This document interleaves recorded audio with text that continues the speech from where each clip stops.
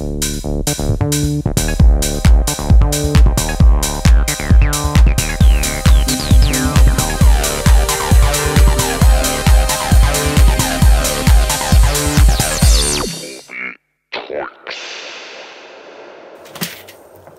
Abend, ladies and gentlemen, and welcome to Tobi Tweaks. Today's topic: the Soundcraft Spirit Studio. While music production facilities up in the 2000s had no choice but to employ consoles for music recording, playback and mix, studios nowadays could function very well without them. But I'm always happy to see one being used clever and efficient, like here at Hotel Chelsea in Stuttgart. Thanks for letting me showcase this one.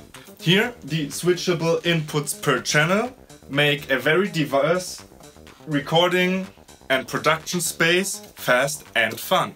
I asked myself, is there more to it than just routing, and how much actual mixing power can we get out of it? Let's see what we can do with this. Sound shaping features are very accessible throughout the board. From the bottom to the top we have nice long faders.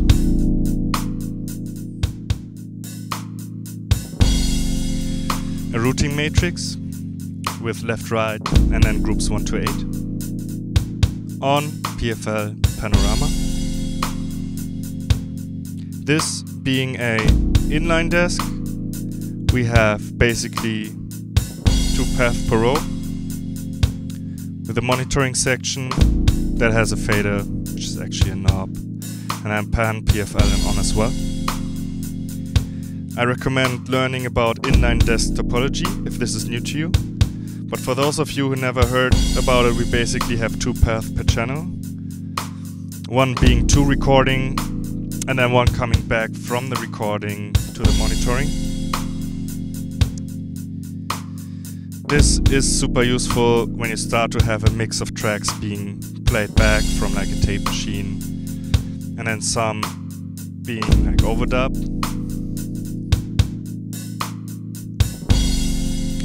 Aux section also comes in channel and monitor, but you can switch the monitoring section to the channel as well. Same thing with the EQ. You have 2 parametric mids for the channel. Let's give them a sweep.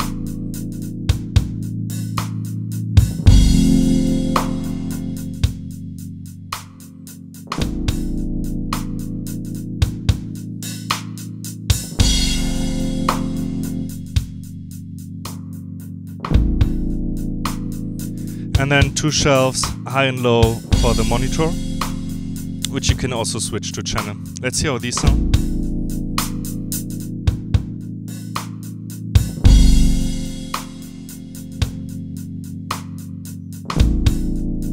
Finally on top we have the input switching for mic line, and then monitor and channel flip. Also all the gain controls you need, direct out, phantom, and all the inputs. This desk has 32 channels plus 4 stereo FX returns, making it 40 channels at mixdown. Moving on to the master section, there's the group faders, the controls for the FX returns, which also have shelving, which is nice. The monitor section includes an oscillator with 1 and 10K for tape alignment if you need it. This is super cool. Also erwähnenswert is the internal talkback mic. And then lastly, this is a huge board that comes with an external 19-inch power supply, so you'd want to make space for that. But let's not make this a product video and run a mix through this. The first song we'll be hearing is a beat production of myself. We'll compare the sound of the desk to the sound of the DAW. That of course means converters included. Viel Spaß!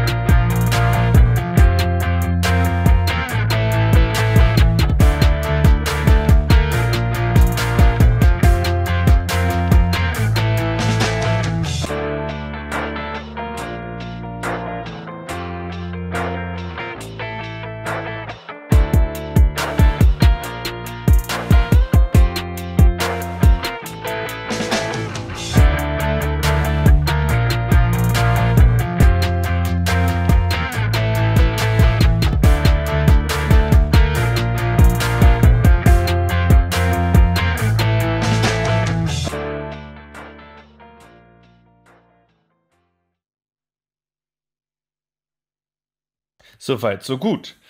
Now, what happens if we compare the sound of this desk to the sound of my SSL SiX at home? Let's see how it compares to a Mischpult in a higher class. Viel Spaß!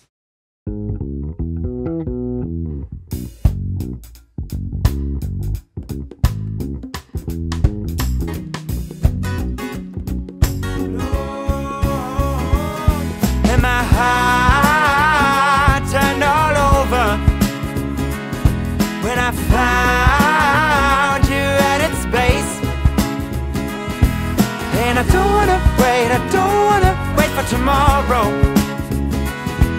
'cause I wanna be with you now. I wanna be with you now. I wanna be with you now.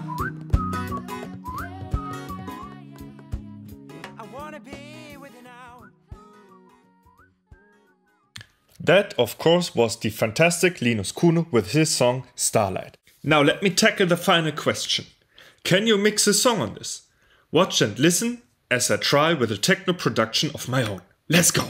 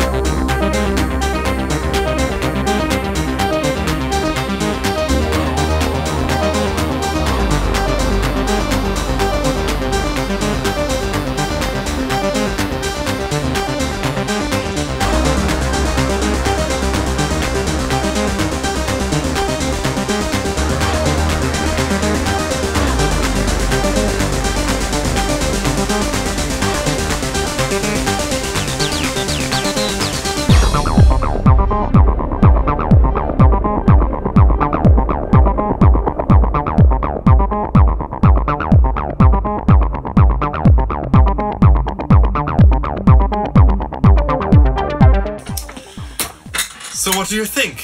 Is this good as is as for routing signals from A to B, or would you dare to actually mix or sound design something on this board?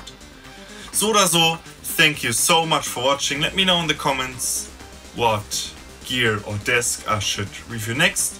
If you liked the last couple of minutes with me, feel free to give me that all buttons in, on like and subscribe. Until next time, have a good one.